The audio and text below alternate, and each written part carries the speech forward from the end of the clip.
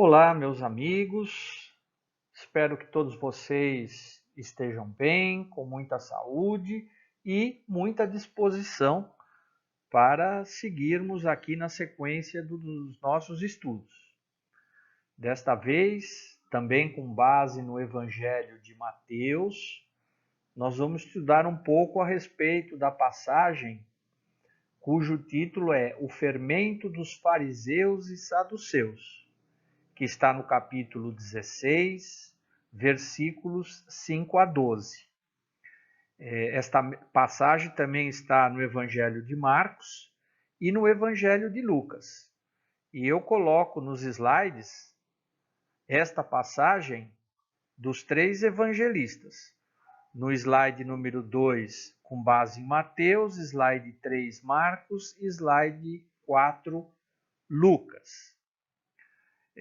No slide número 5, eu coloquei um resumo, mas é um resumo mesmo, a respeito de quem eram os fariseus e os saduceus.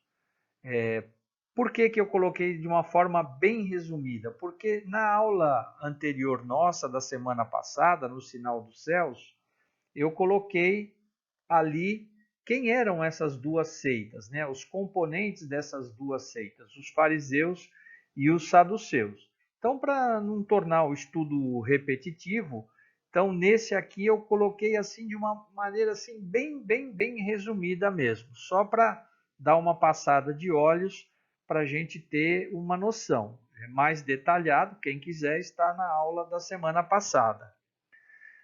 No slide número 6, ali consta o significado figurado do fermento na Bíblia, né? O que significava o fermento segundo os preceitos religiosos da época. No slide 7, eu coloquei os comentários do Warren Carter, né, que é um estudioso do Novo Testamento, uma pessoa bastante abalizada, as suas opiniões sempre muito criteriosas, sempre muito adequadas, né, a respeito das passagens do Evangelho. No slide número 8, tem uma reflexão, uma mensagem de Caibar Schutel, que está no livro Parábola e Ensinos de Jesus, um livro cuja primeira edição data de 1928. Muito interessante.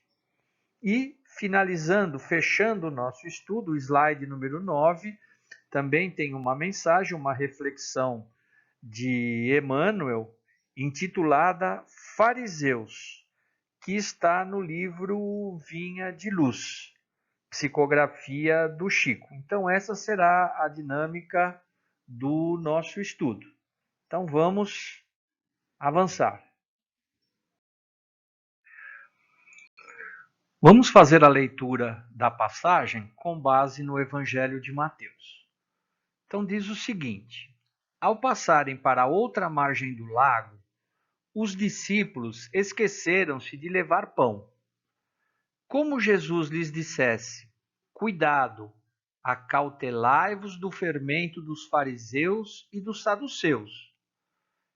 Puseram-se a refletir entre si. Ele disse: porque não trouxemos pão. Jesus, percebendo, disse: homens fracos na fé, por que refletir entre vós por não terdes pão? Ainda não entendeis, nem vos lembrais dos 5 pães para 5.000 homens e de quantos cestos recolhestes? Nem dos 7 pães para 4.000 homens e de quantos cestos recolhestes? Como não entendeis que eu não estava falando de pão, quando vos disse: acautelai-vos do fermento dos fariseus e dos saduceus? Então compreenderam que não dissera: acautelai-vos do fermento do pão, mas sim do ensino dos fariseus e dos saduceus. Então os discípulos estavam entendendo que Jesus, quando falou fermento, eles fizeram uma ligeira confusão, achando que Jesus estava recriminando porque eles haviam continuado o caminho, a viagem, mas não teriam levado pão o suficiente. Então eles achavam que Jesus estava falando do pão, quando na verdade Jesus estava dizendo o seguinte: acautelai-vos do fermento dos fariseus e dos saduceus. E Jesus lembrou os milagres que ele tinha feito, né, da multiplicação dos pães, dos peixes. Então ele disse: como vocês são homens fracos na fé, por que refletir entre vós por não terdes pão, se eu, há pouco tempo atrás, multipliquei pães e peixes? Na verdade, não é disso que eu estou falando. Eu estou falando do fermento dos fariseus e dos saduceus, da sua doutrina hipócrita. Aí que os discípulos entenderam do que Jesus estava falando. Aqui neste quadro, nesse slide, então tem a mesma passagem, né? E ela sofre uma alteração aqui no título em relação ao Evangelho de Mateus. Esse aqui é o Evangelho de Marcos. O título é O Fermento dos Fariseus e de Herodes. Então aqui eu coloquei também, para quem quiser dar uma olhadinha, né? Em essência, a passagem, né, o conteúdo, a ideia principal é exatamente a mesma. Muda um pouquinho aqui as palavras, mas em essência é a mesma coisa, é a mesma passagem. E aqui nós temos o Evangelho de Lucas, cujo título também é um pouquinho diferente. Olha lá, autenticidade e testemunho. Mas também é a mesma coisa, a mesma ideia, mudando um pouco as palavras. Como eu disse, aqui nesse quadro nós temos um resumo de quem eram os fariseus e os saduceus, de uma forma bem sintetizada, apenas para a gente ter uma ideia. Por quê? Porque na semana passada eu também coloquei essas definições de uma forma um pouco mais abrangente. Aqui é só para constar, né, para a pessoa entender quem eram essas duas seitas, mais detalhes estão na aula passada. Eu não coloquei para não ser repetitivo.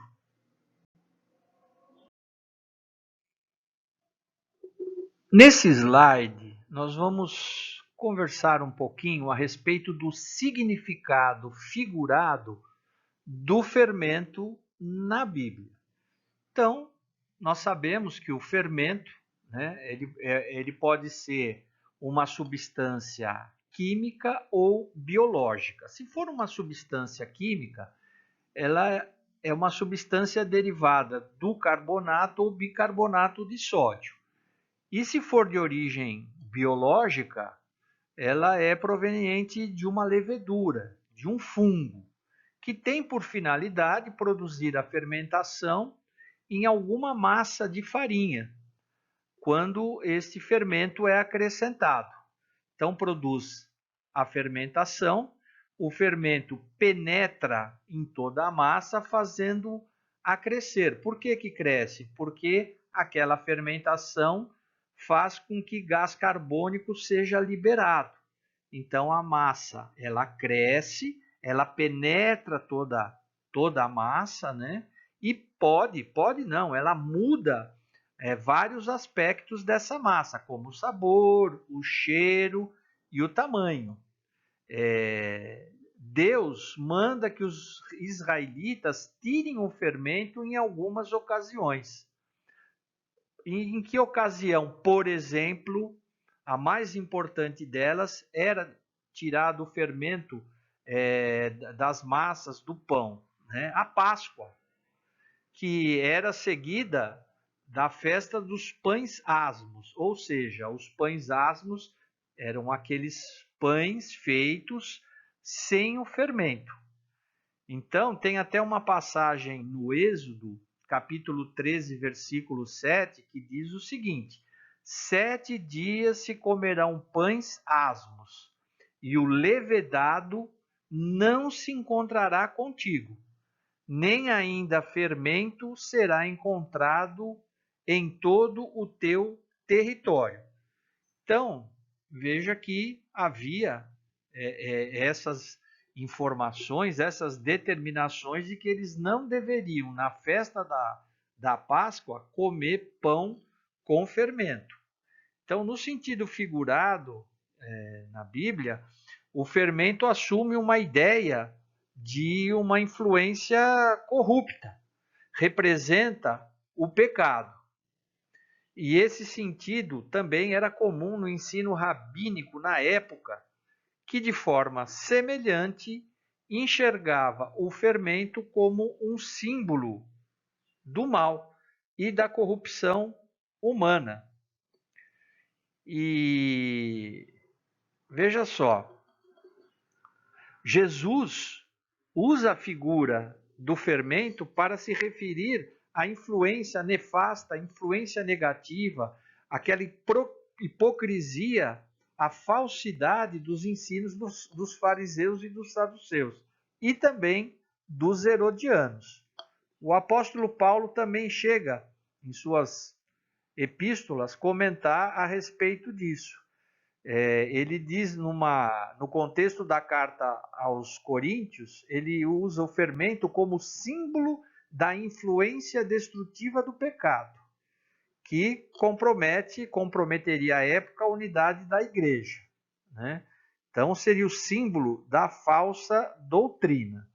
Agora, veja que aspecto interessante, né? A celebração da Páscoa dava início a uma outra celebração muito significativa em Israel, que, como eu mencionei aqui, era a festa dos pães asmos, né? Os pães preparados sem o fermento. Então, por 7 dias, né, o israelita deveria comer apenas esses pães e, olha só, deveria estar preocupado com a presença do fermento em sua casa. Então a casa tinha que ser limpa em todos os detalhes para que não tivesse a mínima presença do fermento, né? Porque era algo impuro. Então, ao primeiro dia da festa, né? Em Êxodo 12, capítulo 12, versículo 15, está escrito assim: ao primeiro dia tirareis o fermento das vossas casas. Concomitante ao período de separação do cordeiro para o sacrifício da Páscoa, o israelita deveria fazer uma rigorosa inspeção em sua casa, limpando-a e vasculhando-a para eliminar todo e qualquer resquício de fermento. Então veja como tinha um significado nesse período, né? Em algumas ocasiões, mas principalmente na Páscoa, o significado terrível. Então as pessoas tinham até que limpar as suas habitações, as suas residências, para não ter o mínimo resquício de fermento. Por quê? Porque ele representava a idolatria e a influência do Egito, que deveriam ser deixadas para trás, porque a gente sabe que o povo judeu foi cativo durante muitos anos, né, dos egípcios, e conseguiram fugir, né, pelas mãos de Moisés. Então o fermento tinha uma ligação com essa ocasião, né, que eles deixaram para trás, mas ainda estavam presentes na vida dos israelitas e deveriam ser cuidadosamente localizadas e eliminadas, né, qualquer vestígio do fermento. Então, a advertência contra o fermento foi renovada por Jesus Cristo a seus discípulos, né? Mas, no entanto, o fermento a que ele se refere era o ensino dos fariseus, dos saduceus e de Herodes, respectivamente, né? Essas influências representavam aquelas pessoas que controlavam o culto, a aplicação da lei, né? Eles faziam parte do governo de Israel. Então, a autoridade deles estava devidamente corrompida, né? E voltavam novamente, de uma outra forma agora, escravizar o povo de Deus, escravizar de uma outra forma.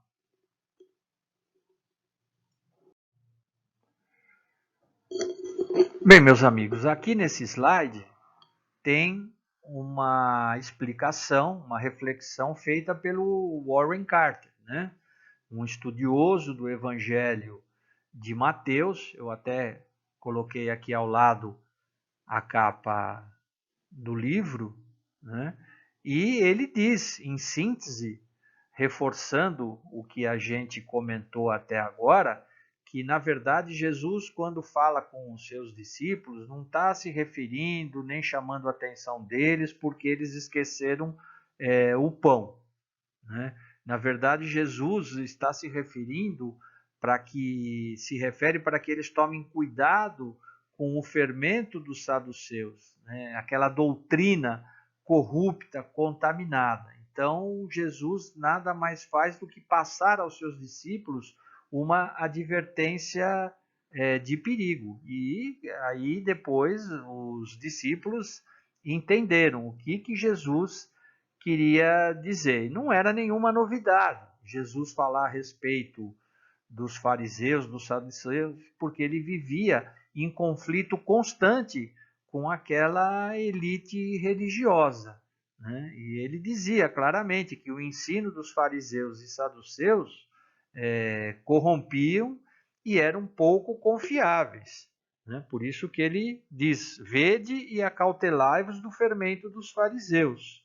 E lá em Mateus, no capítulo 5, versículo 20, Jesus vai dizer: porque vos digo que se a vossa justiça não excederem muito a dos escribas e fariseus, jamais entrareis no reino dos céus. Olha que advertência forte, né? Então, se a justiça não for muito além daquilo que faziam os escribas e fariseus, jamais se entraria no reino dos céus. E como a gente sabe, né, pela história, os fariseus eram homens que se apresentavam bem trajados, bem arrumados, eles tinham uma aparência muito bem cuidada, o suficiente para evitar que as pessoas de fora os julgassem como pessoas injustas. Ao contrário, eles até pareciam, tinham aquela imagem de ser pessoas justas, né? Em Provérbios 30:12 está escrito: há daqueles que são puros aos próprios olhos e que jamais foram lavados da sua imundícia. Então, aqueles homens tinham uma aparência muito pura, mas na verdade Jesus comparava aqueles homens como pessoas extremamente comprometidas, né? Embora os fariseus se esforçassem para que o exterior, o físico, a aparência, a vestimenta estivesse sempre adequada para que as pessoas os admirassem, Jesus sabia que eles viviam apenas e tão somente de aparência, né? Porque por dentro eles eram imundos, sendo comparados como sepulcros caiados, né? Jesus faz essa advertência, a gente pode constatar no Evangelho de Mateus, capítulo 23, no versículo 25. Mas eu quero ir um pouquinho adiante, também no Evangelho de Mateus, capítulo 23, versículo 27 e 28, quando Jesus diz o seguinte: ai de vós, escribas e fariseus hipócritas, né? Jesus não perdia uma oportunidade de dizer que eles eram hipócritas, porque sois semelhantes aos sepulcros caiados, que por fora se mostram belos, mas interiormente estão cheios de ossos de mortos e de toda imundícia. Assim também vós exteriormente pareceis justos aos homens, mas por dentro estáis cheios de hipocrisia e iniquidade. Então, portanto, né, Jesus sabia que aqueles homens não eram justos com as pessoas e sequer tinham fé. Eles não passavam de guias cegos, preocupando-se com o mínimo. Então, lá em Mateus 23, capítulo 24 a 26, Jesus novamente, olha tudo que Jesus falava a respeito deles, né, e da doutrina deles. Jesus disse: condutores de cegos, coais um mosquito e engolis um camelo. Ai de vocês, mestres da lei e fariseus, hipócritas. Olha, novamente a palavra hipócritas. Vocês limpam o exterior do copo e do prato, mas por dentro eles estão cheios de ganância e cobiça. Fariseu cego, limpe primeiro o interior do copo e do prato, para que o exterior também fique limpo. Então, aqueles homens, né, eles eram extremamente orgulhosos, porém eles se achavam sempre corretos. E o julgamento deles, quem faziam, eram eles mesmos, né? Então, eles colocavam sempre na posição daqueles que faziam tudo certo, eles nunca erravam, né? Quando na verdade eram os que mais erravam. Então, por exemplo, em Provérbios 26, 12, está escrito: tem visto um homem que é sábio a seus próprios olhos? Maior esperança há no insensato do que nele. Olha que advertência interessante. Mais esperança há no insensato do que naqueles homens que se consideravam sábios aos próprios olhos, né? E os fariseus gostavam de passar a imagem de que eram pessoas justas. Infelizmente, eles se excediam nas justiças, né? E por isso mesmo é que Jesus dizia que eles não entrariam no reino dos céus. Eles questionavam muito as mínimas coisas, totalmente desnecessárias aos olhos de Deus, fazendo perguntas que, na verdade, perguntava e ao mesmo tempo já condenava as pessoas, né? Visando sempre prejudicá-las. Então, um exemplo disso, né? Pareciam pessoas muito bem intencionadas, quando perguntavam por que alguém comia sem antes lavar as mãos. Mas aos olhos de Jesus, isso não passava de pura hipocrisia. E eles observavam, né, esses fariseus, o tempo todo o comportamento alheio, sempre olhando o outro, nunca para eles, mas olhando os outros, condenando as pessoas, né? E sendo que Jesus mesmo, com toda a sua autoridade moral, a sua sabedoria, ele não condenava ninguém. Então, em Mateus 9:11, olha o que está escrito. Ora, vendo isto, os fariseus perguntavam aos discípulos: por que come o vosso mestre com os publicanos e pecadores? E ainda em Mateus, no capítulo 15, versículo 18 e 19, Jesus responde: não é o que entra pela boca que contamina o homem, mas o que sai da boca, porque o que sai da boca procede do coração. Então, Jesus não tinha dúvida de que eram pessoas más.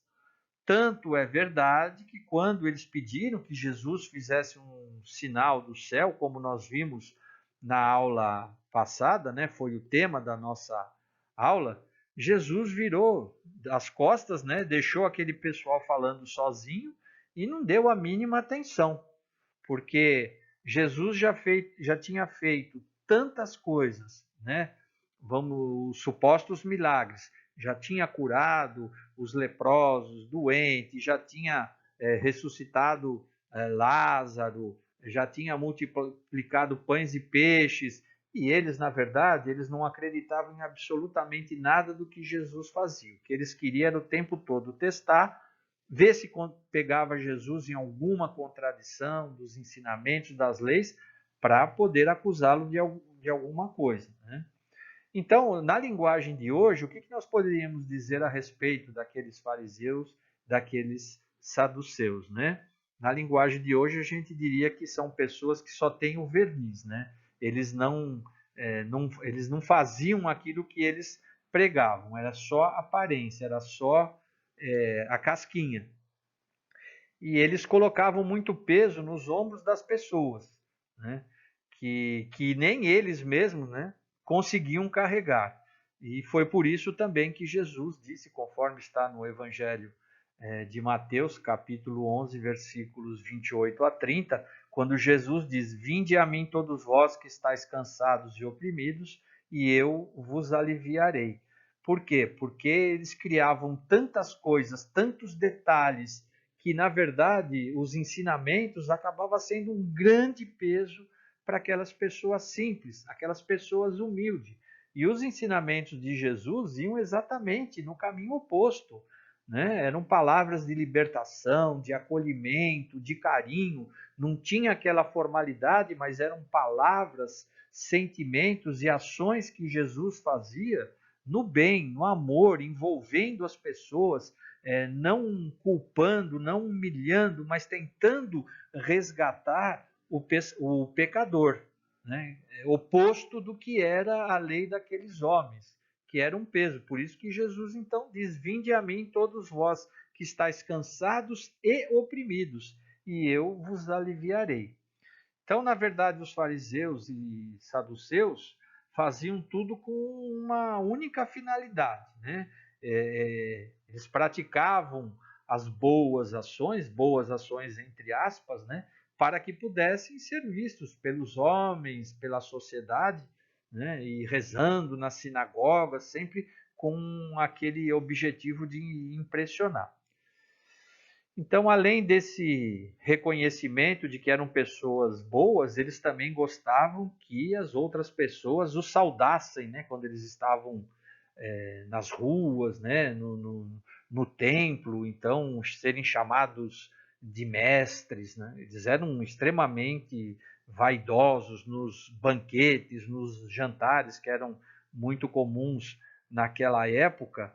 E eles procuravam sempre se sentar nos melhores lugares, nos lugares de mais destaques, né? Então eles se sentiam superiores aos demais.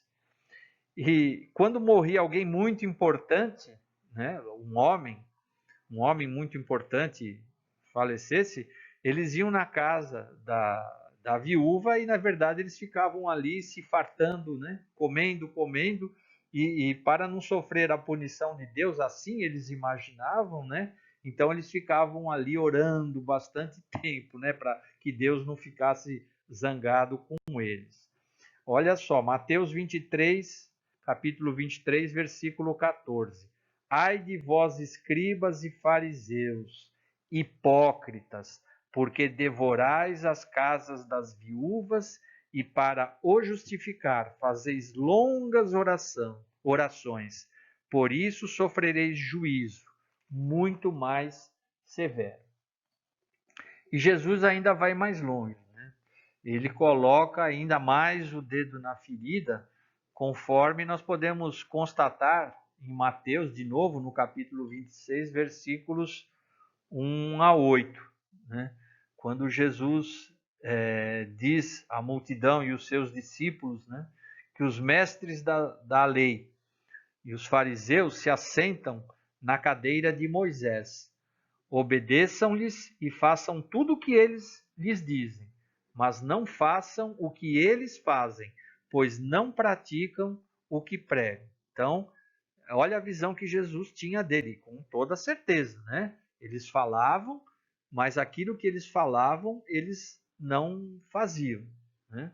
Jesus continua dizendo assim: eles atam fardos pesados e os colocam sobre os ombros dos homens, mas eles mesmos não estão dispostos a levantar um só dedo para movê-los.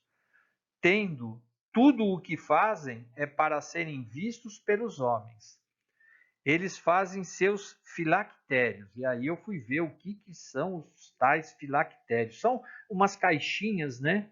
Que eles construíam, e até hoje ainda, e eles colocam na cabeça essas caixinhas e no braço esquerdo com trechinhos da Bíblia, né? Da lei deles, né? Então, quando eles vão no templo rezar, eles colocam essas caixinhas com o objetivo de se lembrarem das palavras de Deus. Então, eles fazem essas rezas, né? Esses papeizinhos bem largos, com bastante orações ali, com trechos, né, dos ensinamentos, e usam umas roupas bem longas, né? Isso Jesus dizendo à época, o que eles faziam, né? Gostam do lugar de honra nos banquetes e dos assentos mais importantes nas sinagogas. Eles gostam de serem saudados nas praças públicas e de serem chamados de rabis. Mas, rabis, né, mestres.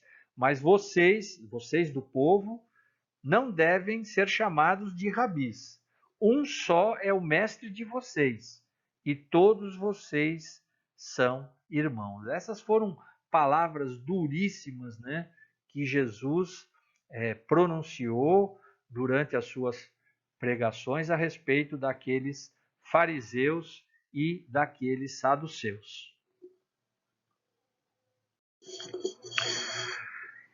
E nesse slide, meus amigos, então nós temos aquela reflexão, aquela mensagem de Caibar Schutel, né, que está no livro Parábolas e Ensinamentos de Jesus. Esse livro, a primeira edição, data de 1928. Eu coloquei aqui no lado esquerdo a capa do livro.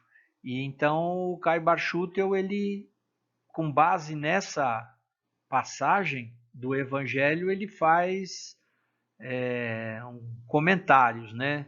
Então ele diz assim, que o fermento azeda o estômago, molesta as vísceras, mata o corpo, impede a palavra, tolhe o Evangelho, extingue a luz e sufoca a verdade. E que a religião dos fariseus e dos saduceus, ela era tão prejudicial, né, causava tanto mal às pessoas, que Jesus então nem se animou em dizer que aquilo era uma religião, né, nem uma doutrina, chamava aquilo de fermento, como nós vimos em slides anteriores, né? Então o fermento tinha essa conotação de uma coisa corrompida, de algo ruim, algo nefasto, né? Então, o fermento de dogmas, de sacramentos, de orações, cultos, cerimônias, procissões, imagens, enfim, tudo isso acaba por envenenar as almas, né? De tal forma que ninguém conseguia a salvação. Então, as leis daquela época, elas eram extremamente duras, extremamente pesadas, e o povo mais simples, o povo mais humilde, se sentia oprimido, se sentia excluído, né? O povo achava que eles não eram dignos de salvação, de merecedores de nada, né? E Jesus dizia exatamente o contrário, né? Era mais com esse povo humilde, simples, humilhado, né, colocado à margem pelos poderosos, que Jesus mais convivia, pregava, ensinava, apoiava e acolhia, né? A religião não consiste em dogmas nem em cultos exteriores, que era o que eles mais faziam. Isto não passa de fermento religioso. Cuidado com os fermentos que, com inscrições atraentes de religião, prejudicam os homens.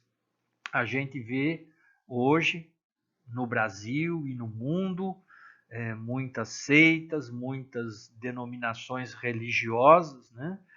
Deixando de ensinar aquilo que é simples, aquilo que toca o coração do povo, principalmente os deserdados, os injustiçados, os mais necessitados, né? Criando cultos cheios de aparência, envolvendo tantas coisas, tantas riquezas, mas esquecendo, como diz Caibar aqui no rodapé aqui da página, que religião é fé e é misericórdia. Bem, este aqui é o último slide, onde nós temos aqui uma mensagem de Emmanuel, do livro que está no livro Vinha de Luz, cujo título é Fariseus. E Emmanuel inicia a mensagem dizendo: acautelai-vos primeiramente do fermento dos fariseus, que está em Lucas, né, capítulo 12, versículos 1 a 3. E Emmanuel, ele traz para os dias de hoje essa conotação de fariseu. Então ele diz assim: fariseu ainda é todo homem presunçoso, dogmático, exclusivo, pretenso privilegiado das forças divinas, o orgulhoso, descendente dos doutores de Jerusalém ainda vive, atravessa todas as organizações humanas, respira em todos os templos terrestres, acredita-se o herdeiro único da divina bondade, né? Então é aquele sujeito, e temos hoje muito no nosso mundo, né, que se acha o máximo, é presunçoso, orgulhoso,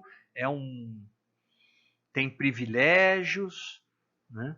E a gente vê isso constantemente. Recentemente teve um caso de um desembargador, provavelmente é do conhecimento de vocês viram na televisão, fazendo uma caminhada ali aqui no litoral de São Paulo, sem a máscara, e o rapaz da guarda municipal pediu que ele usasse máscara, e ele, no alto da sua arrogância, da sua presunção, chamou o rapaz de analfabeto, pegou o celular, você sabe com quem você está falando, quem eu sou, e já ligou para o secretário municipal de saúde para reclamar. Aí o rapaz fez a multa, ele rasgou a multa, jogou na frente do rapaz, né, tentando humilhá-lo. E assim como ele, muitos carregam ainda essa coisa do fariseu, né? De que é presunçoso, é cheio de verniz, fala bonito, porém na hora de mostrar se realmente é um cidadão de bem, por meio das palavras, por meio das ações, faz exatamente o contrário. Nada aprecia senão pelo prisma do orgulho pessoal, sempre o orgulho, né?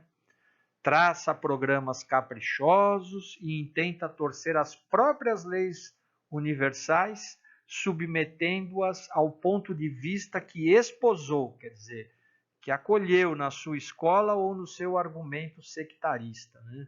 Dividindo, tentando modificar as coisas em seu próprio benefício.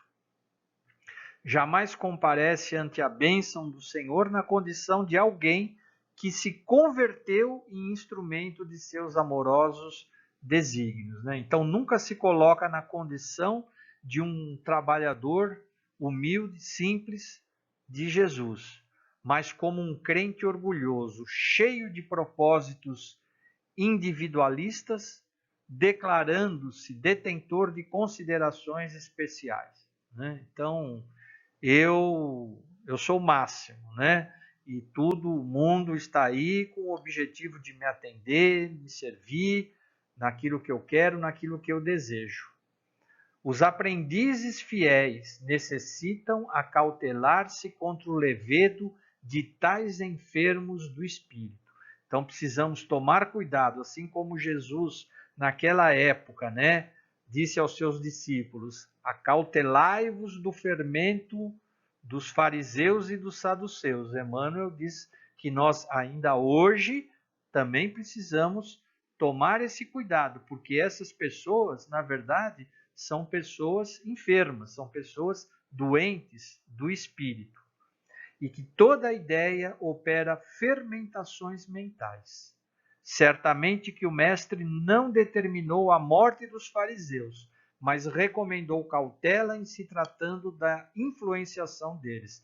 Jesus ele não visa, nunca visou e não visa, né, destruir o pecador, mas sim o pecado. O pecador, Jesus sempre busca resgatar, o tempo todo estendendo as mãos, né, para recuperar aquela pessoa que caiu em erro. Mas ele também faz essa advertência da cautela para que a gente não seja influenciado por essas pessoas. E aqui no último parágrafo eu coloquei tudo em vermelho porque eu achei, julguei extremamente importante as palavras aqui colocadas.